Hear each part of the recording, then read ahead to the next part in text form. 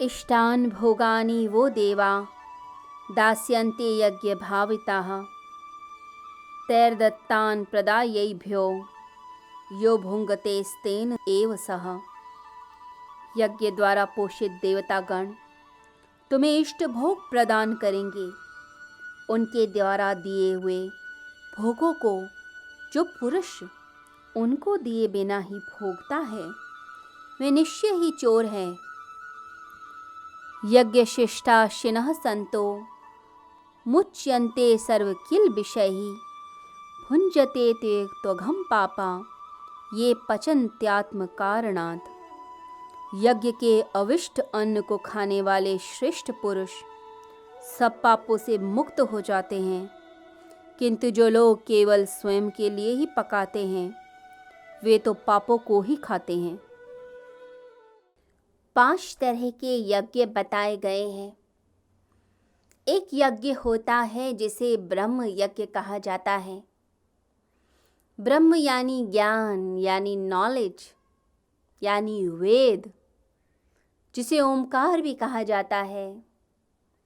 तो जब हम उच्च कल्याणकारी मानव केंद्रीय विचार करते हैं, जब हम हाई थिंकिंग करते हैं, सबके भले के लिए सोचते हैं, तब हम ब्रह्म यज्ञ करते हैं, यानी परमात्मा का यज्ञ करते हैं।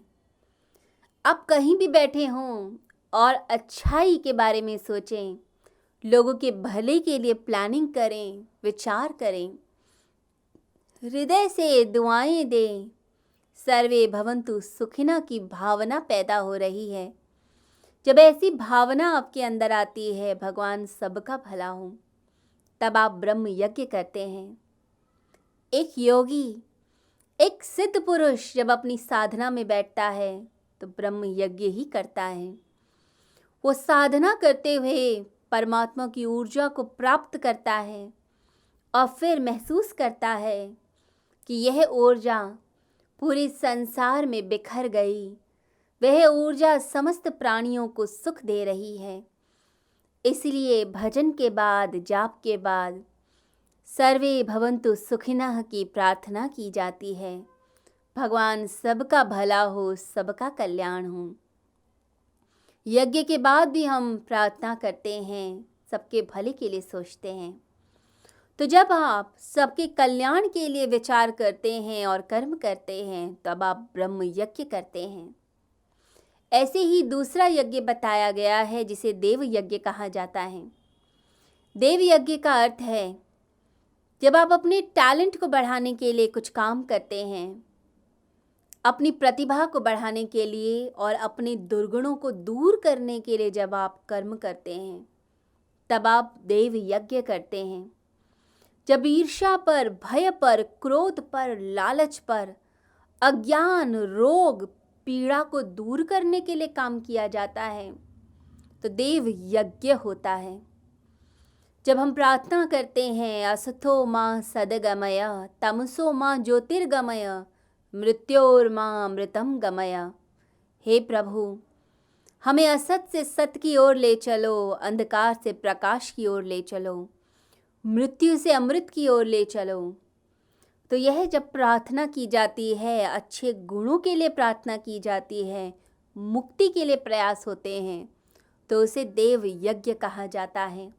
और हर मनुष्य को अपनी कांति, अपने नूर को बढ़ाने के लिए प्रयास अवश्य करना चाहिए। इससे आप देवता बनते हैं और दूसरे का भी भला कर सकते हैं, क्योंकि जो कुछ है वही तो कुछ दे सकता है। जो कुछ भी नहीं वो क्या देगा। यदि आपके पास कुछ है तो आप दे पाएंगे।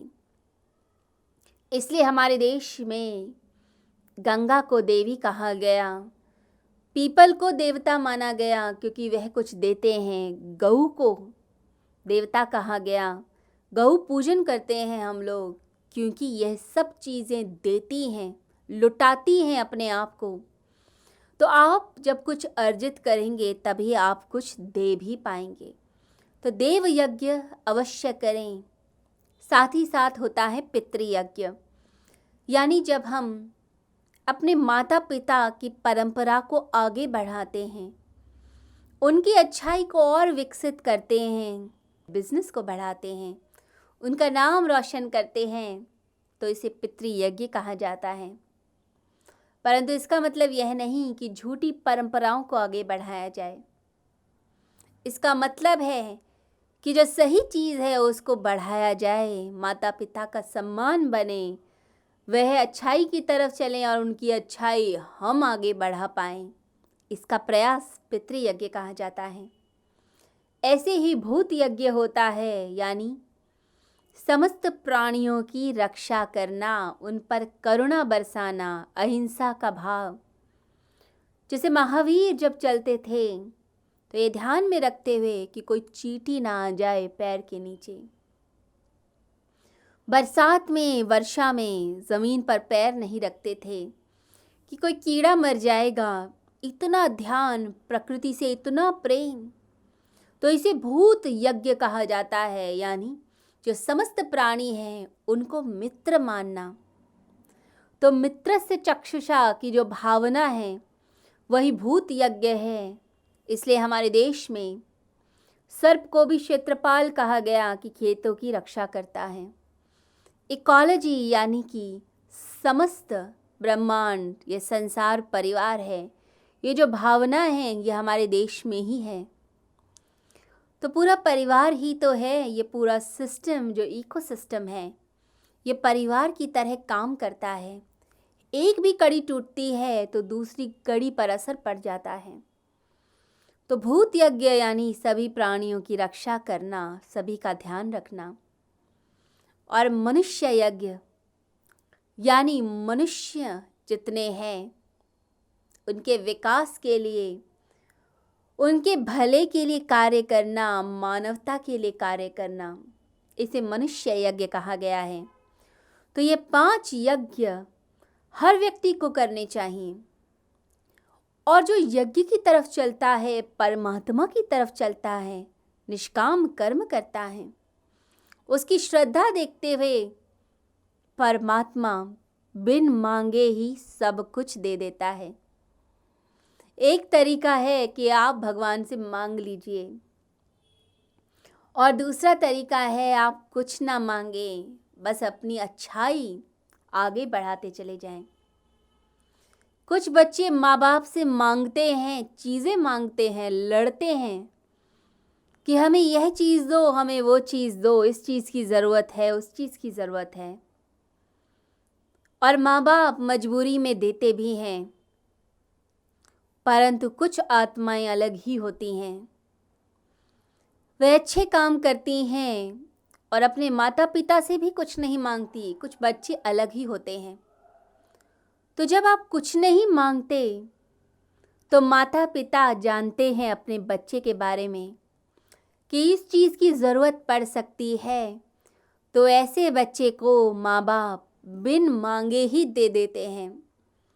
बच्चे ने सोचा भी नहीं था कि यह मिल जाएगा, परंतु माँ बाप उसके भोलेपन को, उसकी ईमानदारी को, सच्चाई को देखते हुए खुद ही चीज़ें लाके दे देते हैं। तो परमात्मा से भी या तो आप मांगिए या फिर कर्म करते जाइए, कुछ इच्छा मत रखिए, परमात्मा अपने आप ही देंगे। इसलिए जीसस ने कहा कि प्रभु के राज्य को खोजिए, शेष सब मिल जाएगा, सब कुछ मिलता है। जो संसार की इच्छाओं की पूर्ति के लिए चलता है, ना उसे संसार मिलता है, ना परमात्मा मिलता है। और जो परमात्मा की तरफ चलता है, निष्काम कर्म करता है, इच्छाओं से प्रेरित होकर नहीं, सिर्फ इसलिए क्योंकि प्रभु की आज्ञा है, प्रभु की इच्छा, प्रभु की ऊर्जा को ही अपनी ऊर्जा समझकर चलता जाता है, निष्काम कर्म करता है, भक्ति करता है, कर्म करता है, फल की आशा नहीं रखता, उसकी झोलियां भर जाती हैं। सकाम कर्मी को इतना नहीं मिलता जितना निष्काम कर्मी को मिल जाता है। उसे सब मिलता है, उसे परमात्मा भी मिलता है, उसे धन भी मिलता है। परंतु जो धन के लिए परमात्मा की भक्ति करता है उसे कुछ भी नहीं मिलता। तो यहाँ भगवान कहते हैं कि प्रभु के राज्य को ढूंढो, बाकी तो सब मिलेगा ही मिलेगा। परंतु लोग उल्टा करते हैं। लोग सब कुछ मांगते हैं, परंतु भगवान से भगवान को नहीं मांगते, और यही भूल हो जाती है। परमात्मा से परमात्मा को मांग लीजिए, बाकी शेष तो मिलेगा। संसार की तरफ भागोगे तो न संसार मिलेगा न परमात्मा, और परमात्मा की तरफ भागोगे तो सब कुछ प्राप्त होगा। कहा जाता है कि विवेकानंद बहुत गरीब थे, उनके पिता मर गए, कर्जा छोड़ गए, अब माँ के साथ रहते। कोई कार्य तो नहीं था, नौकरी तो नहीं मिली थी, तो बहुत गरीबी की हालत थी। बहाने बनाते घर आकर कि मैं खाना खाकर आया हूँ, जिससे माँ भोजन कर पाए, क्योंकि एक वक्त का ही खाना हो पाता था। इतना ही भोजन था कि माँ कर ले या वो कर लें, तो झूठ बोलते रहते, भूखे रह जाते, कितने कितने दिन भूखे रहते। तो एक दिन रामकृष्ण परमहंस को पता चला कि ऐसे बहाने मारता है अपनी माँ के सामने कि मैं तो स्वादिष्ट व्यंजन खा के आया हूँ, मित्र के घर गया था, उसने बहुत खिला दिया। गरीब है तो बड़े ही दुखी हुए। विवेकानंद को पास बुलाया और कहा कि तू माँ के पास जाकर, माँ काली के पास जाकर, तो क्यों नहीं मांग लेता जो तुझे चाहिए? तुझे धन चाहिए तो मांग ना जाके, तो क्यों ऐसी गरीबी में रहता है? उसे भेजा मंदिर में, माँ काली की मूर्ति के सामने भेजा कि तू जाकर बात कर, माँ सुनेंगी, झोलियाँ भरेंगी। अब विवेकानंद गए माँ काली के सम्मुख, परंतु माँ काली के सामने जैसे ही गए तो आनंद से भर गए। कुछ मुख से निकला ही नहीं, कुछ बोल ही नहीं पाए, अंदर से आनंद की धारा बह रही थी। बिना कुछ मांगे ही आ गए। रामकृष्ण ने कहा कि कुछ मांगा? तो विवेकानंद ने कहा, माँ के पास जाकर इतना आनंद आया कि कुछ मांगने की इच्छा ही नहीं रही। मुख बंद हो गया और आंखों से आंसू बहने लगे। तो रामकृष्ण ने कहा कि तू पगला है, दोबारा जा, तुझे ज़रूरत है, माँ से मांग। 2 बार रामकृष्ण परमहंस ने भेजा, परंतु विवेकानंद कुछ मांग ही नहीं पाए। जो व्यक्ति परमात्मा से जुड़ा होता है, अध्यात्म के पथ पर चल रहा होता है, सच्ची भक्ति करता है, वो कुछ मांग नहीं पाता। वो सिर्फ धन्यवाद करता है, वो परमात्मा का धन्यवाद करता है, हर सुख के लिए, हर दुख के लिए। वो संसार में किसी से कुछ नहीं मांगता, मांगने की ज़रूरत ही नहीं। जो चाहिए परमात्मा देंगे। शायद ये दुख मेरे लिए ज़रूरी है, इसलिए भगवान ये दे रहे हैं। ये दुख शायद मेरी ज़रूरत है, इसलिए भगवान ने ये दुख मुझे प्रदान किया। शायद मैं नहीं समझ सकता था। दुख में ही व्यक्ति समझदार होता है। कई बार बड़ी बड़ी किताबें पढ़कर, ज्ञान की बातें सुनकर भी ज्ञान नहीं मिलता, परंतु दुख में मिल जाता है। तो शायद दुख मेरी ज़रूरत है, इसलिए भगवान देता है। सुख में शायद मैं बिगड़ जाऊं, इसलिए सुख नहीं देता। तो सच्चा आध्यात्मिक व्यक्ति उसमें भी भगवान का धन्यवाद करता है कि सुख आए या दुख आए, प्रभु तेरा धन्यवाद।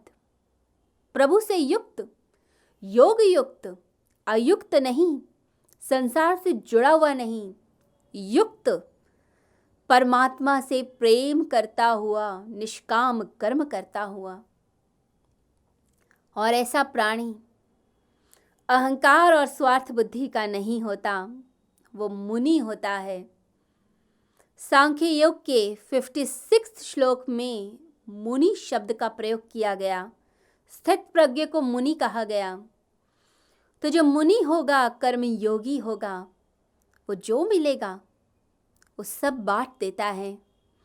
सिर्फ खुद ही पेट नहीं भरता, सबके भले के लिए सोचता है।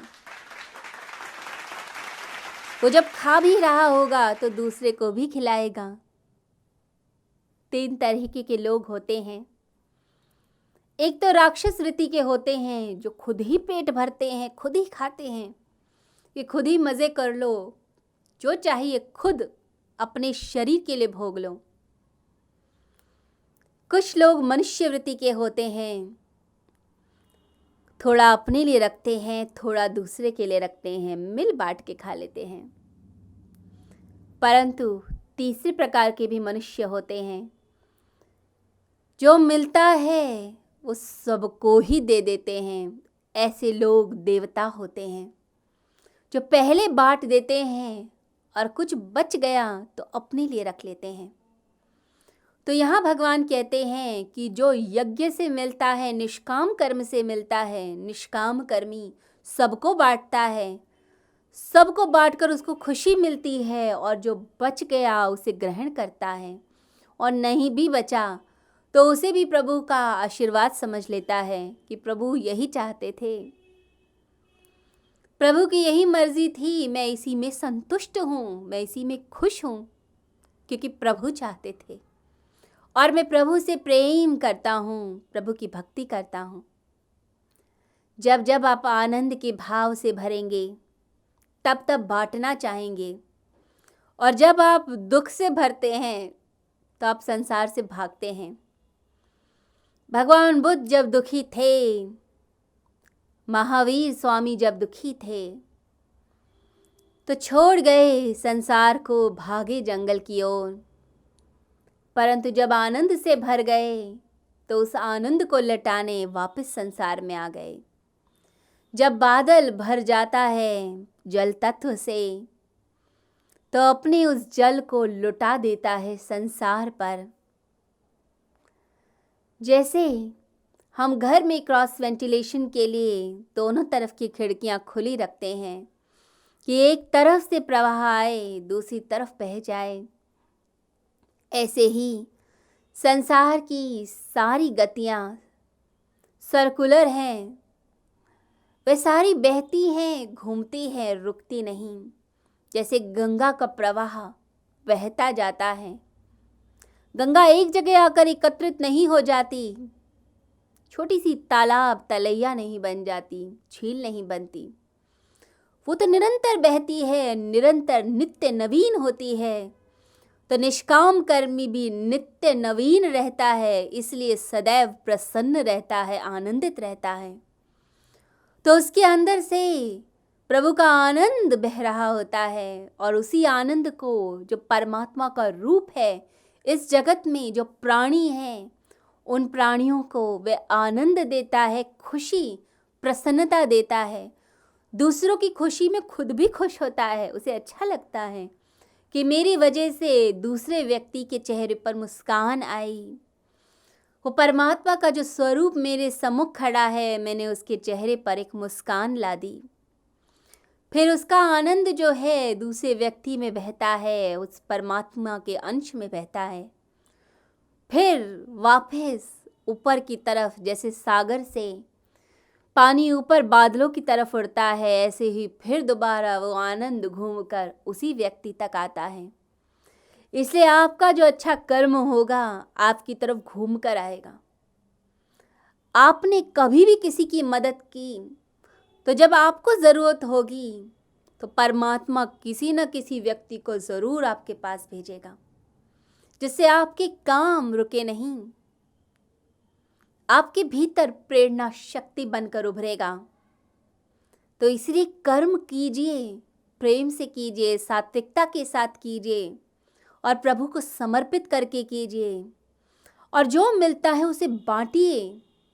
आनंद मिलता है, खुशी मिलती है बांटने में। जो अपने लिए रख लेते हैं वो स्वार्थी होते हैं, अहंकारी होते हैं, वो ब्रह्मांड की लय से युक्त नहीं होते, वो परमात्मा से नहीं जुड़ पाते।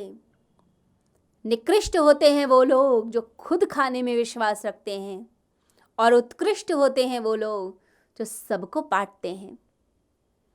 जैसे घर पे कोई मेहमान आए तो आप पहले खा लें और मेहमान को बचा कुछा दे दें, तो ऐसे परिवार को निकृष्ट परिवार कहा जाता है कि खुद खा लिया और गेस्ट के लिए कुछ भी नहीं रखा।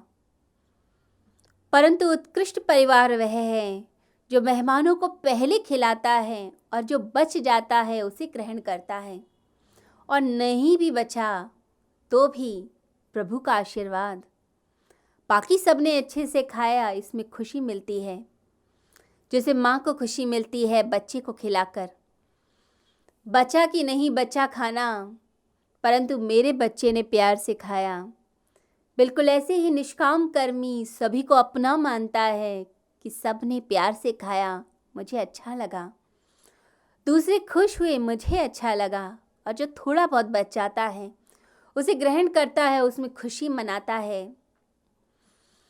इसको अगर और गहराई से समझें तो प्रत्येक कर्म में यदि यह हो जाए कि हर कर्म परमात्मा को समर्पित, कि हे प्रभु सब तेरे लिए है, सब तुझे समर्पित, उस कर्म से जो मिलता है आनंद, उस कर्म से जो फल मिलता है, रिजल्ट मिलता है, क्रेडिट मिलता है, सब में बांटिए। आप अपने ग्रुप में काम कर रहे हैं तो बाकी जो लोग हैं उन्हें भी क्रेडिट दीजिए काम का, क्योंकि सबने मेहनत की है। लेकिन होता क्या है, जो ग्रुप लीडर होता है वो सारा क्रेडिट अपने लिए ले जाता है कि मैंने मेहनत की, मैंने ही तो बताया था, तभी तो इन लोगों ने किया, नहीं तो कैसे करते। परंतु जो विनम्र होते हैं, जो परमात्मा से जुड़े हुए होते हैं, वो अपना नाम पहले नहीं लेते, वो कहते हैं कि सभी मेरे प्यारे लोगों ने मिलकर काम किया, इसीलिए ये काम हो चुका है, सफल हुआ है। तो ऐसे निष्काम कर्मी से बाकी लोग भी जुड़ते हैं, दिल से जुड़ते हैं, उसके लिए और काम करना चाहते हैं। ऐसे ग्रुप लीडर के लिए बाकी ग्रुप के लोग काम करते हैं। और जो पॉलिटिक्स करके क्रेडिट खुद ले लेता है बॉस के सामने, ऐसे व्यक्ति से लोग टूटते हैं। इसलिए निष्काम कर्मी को सफलता ज़्यादा मिलती है, और जो सकाम कर्मी है, जो अपने लिए, अपने अहंकार और स्वार्थ के लिए सोचता है, वो लोगों से नहीं जुड़ सकता, न ब्रह्मांड से जुड़ता है, न प्रकृति से, न मनुष्य जाति से, न आसपास के मित्रों से। और इसके मित्र भी उसका स्वभाव समझ जाते हैं कि इसके लिए तो कुछ भी करो, ये तो रोता ही रहेगा, ये क्रेडिट तो अपने आप ले जाएगा और हमें तो पूछेगा भी नहीं, ये तो स्वार्थी है। उसका पता सबको होता है। तो जो विनम्र भाव से भरे होते हैं, जिनके कर्म यज्ञ कर्म होते हैं, जो निष्कर्म भाव को लेकर उत्पन्न होते हैं, निष्कर्म भाव को लेकर जीते हैं, निष्काम कर्म से परिपूर्ण होते हैं, ऐसे व्यक्ति समाज का कल्याण करते हैं और अपना भी वह व्यक्ति उत्थान करते हैं। और जब आप बांटते हैं तो आनंद और बढ़ता है। ये जो जीवन है, इसमें देने से ही चीज़ें मिलती हैं। जब आप प्रेम देते हैं तो प्रेम पाते हैं। आप घृणा दीजिए, घृणा ही मिलेगी। आनंद बांटिए, आनंद मिलेगा। मुस्कुराइए, दूसरा व्यक्ति भी मुस्कुराएगा। जब आप अपने जीवन को किसी कला के लिए अर्पित करते हैं, तभी तो वो टैलेंट मिलता है। जब एक साइंटिस्ट अपनी रिसर्च के लिए जीवन देता है, तभी तो कुछ पाता है। तो कुछ पाना चाहते हैं तो देना सीखिए, तभी जीवन में आनंद और शांति आएगी।